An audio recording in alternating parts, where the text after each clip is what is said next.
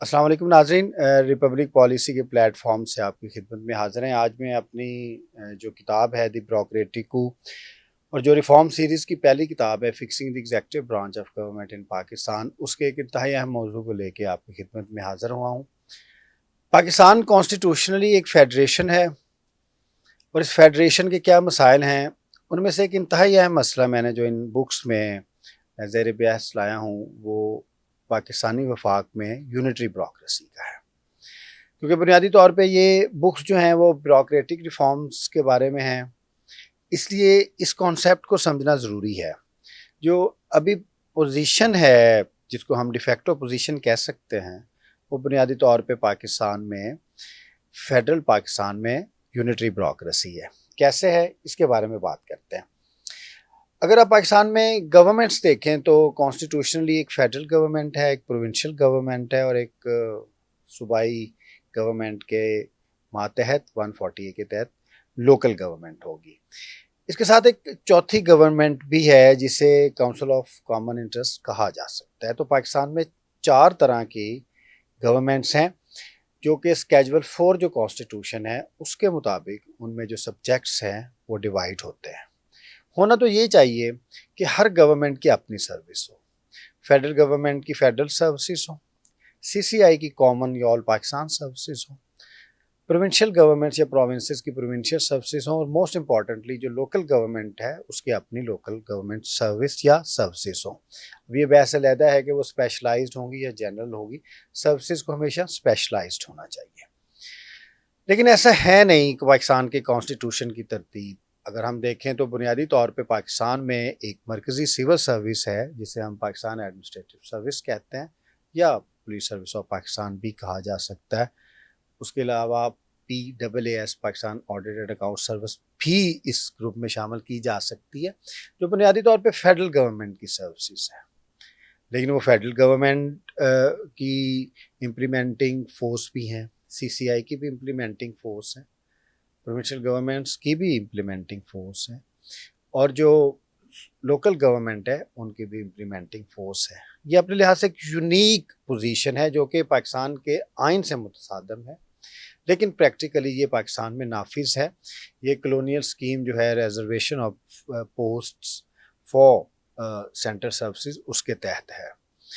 ये मैंने अपनी किताब में इसको डिटेल से ज़ेर बहस लाया हूँ और बुनियादी तौर पे आज के वीलॉग का मकसद ये है कि वो कौन सी मैनिपुलेटिव पावर है कि जो ब्यूरोक्रेसी है, चाहे वो मिलिट्री गवर्नमेंट हो पाकिस्तान में या पॉलिटिकल गवर्नमेंट हो या इवन आजकल जैसे हाइब्रिड गवर्नमेंट है, उसको ये बावर कराने में कामयाब रहती है कि ये जो यूनिटरी ब्यूरोक्रेसी है इससे फेडरल पाकिस्तान चलाया जा सकता है। हत्ता कि फेडरल पाकिस्तान नहीं चलाया जा सकता, क्योंकि अगर लोकल गवर्नमेंट की सिविल सर्विस या वहाँ पे जो सिविल सर्विस तैनात हैं वो लोकल गवर्नमेंट के मातहत ना हों तो लोकल गवर्नमेंट नहीं चल सकती, इस तरीके से सूबाई हुकूमत नहीं चल सकती, इस तरीके से CCI भी फंक्शनल नहीं हो सकती। तो बुनियादी तौर पर ज़रूरत ये है कि पाकिस्तान में सिविल सर्विसेज को फेडरलाइज किया जाए और पाकिस्तान में जो यूनिटरी ब्यूरोक्रेसी है उसको फेडरलाइज किया जाए।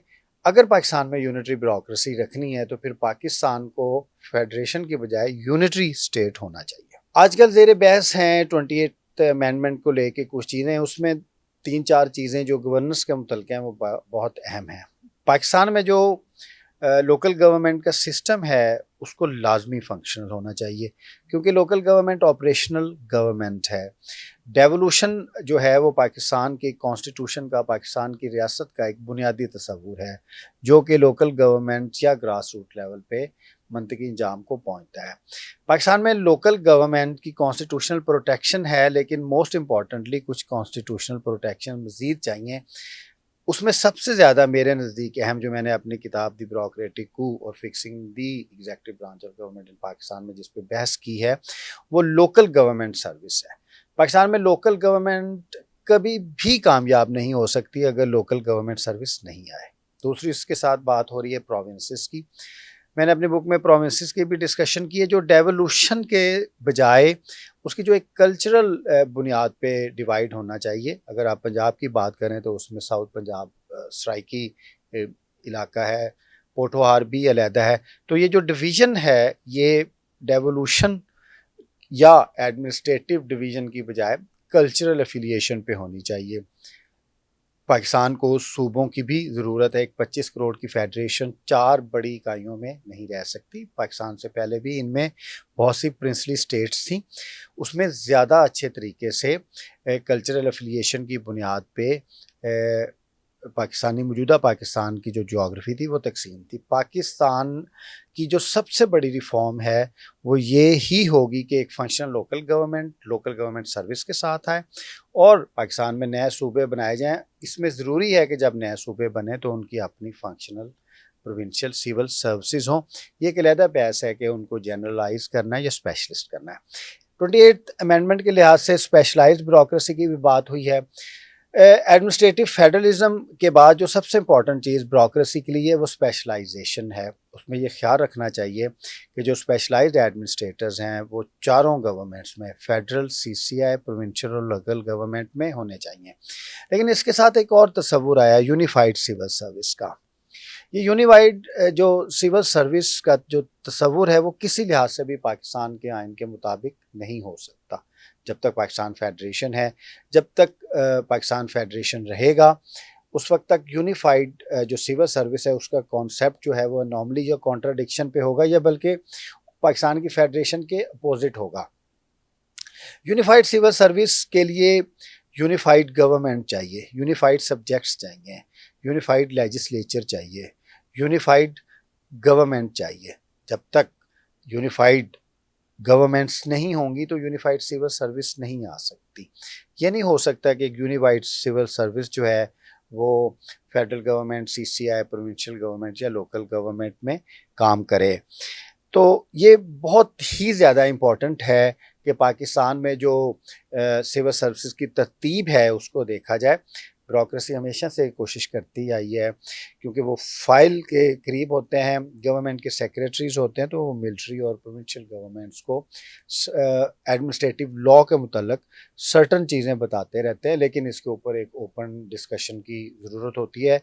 मेरा जो पॉइंट ऑफ व्यू है, मैंने अपनी बुक्स में इसको लिखा है कि किसी सूरत भी पाकिस्तान में सेंट्रलाइज सिविल सर्विस नहीं आ सकती। हर टीयर ऑफ गवर्नमेंट की अपनी सर्विस होनी चाहिए, फिर उसको आगे जाके जो है वो स्पेशलाइजेशन करने की ज़रूरत है। तो आज मैं अपनी बात इस पे ख़त्म करूँगा कि पाकिस्तान किसी सूरत भी यूनिटरी ब्यूरोक्रेसी किसी भी फॉर्म में फेडरल पाकिस्तान के लिए अफोर्ड नहीं कर सकता। ये पाकिस्तान के फेडरलिज्म बल्कि गुड गवर्नेंस के लिए एक डिज़ास्टर होगा। इसको मैं एक एग्ज़ाम्पल के तौर पे इस तरीके से बयान कर सकता हूँ कि जो चीफ़ सेक्रेटरी की पोजीशन है वो बुनियादी तौर पे प्रोविंशियल पोजीशन है। गवर्नमेंट की तरतीब ऐसे होती है कि जो पॉलिटिकल एग्जेक्टिव है उसके मातहत ब्यूरोक्रेटिक एग्जेक्टिव काम करती है, फिर ये दोनों एग्जेक्टिव सेम लेजिस्लेचर से निकलते हैं। अगर पंजाब में वज़ीर आला सूबाई असम्बली मुंतखब करती है तो फिर चीफ सेक्रेटरी का भी सूबे से होना ज़रूरी है। अगर वो फेडरल गवर्नमेंट से आएंगे तो वो फिर सूबे के कानून, सूबे की गवर्नमेंट और सूबाई असम्बली के मातहत नहीं रहेंगे, तो एक एनॉमली खड़ी हो जाएगी। ऐसे unified civil service local government में, प्रोविंशियल गवर्नमेंट में और सीसीआई में एक अनॉमली खड़ी करेगी, जिससे पाकिस्तान में फेडरलिज्म को नुकसान होगा, पाकिस्तान को नुकसान होगा। 1960s में भी पाकिस्तान ने इस तरह के एक्सपेरिमेंट किए हैं। आपने जो भी सिविल सर्विसेज बनानी है उसको जो पाकिस्तान की कॉन्स्टिट्यूशन है उसमें जो एग्जेक्टिव की पोजीशन है उसमें जहाँ पे ब्यूरोक्रेसी आती है उसके मुताबिक रिफॉर्म करना है। आप रिपब्लिक पॉलिसी का चैनल देखते रहिए। इसमें मेरी जो बुक्स हैं गवर्नेंस के ऊपर, fixing the adjective branch of government, fixing the legislature, fixing the judiciary और द ब्यूरोक्रेटिक कू, इसके जो बुनियादी पॉइंट्स हैं उसके ऊपर मैं बात करता रहूँगा। आपका बहुत शुक्रिया। अल्लाह हाफ़िज़।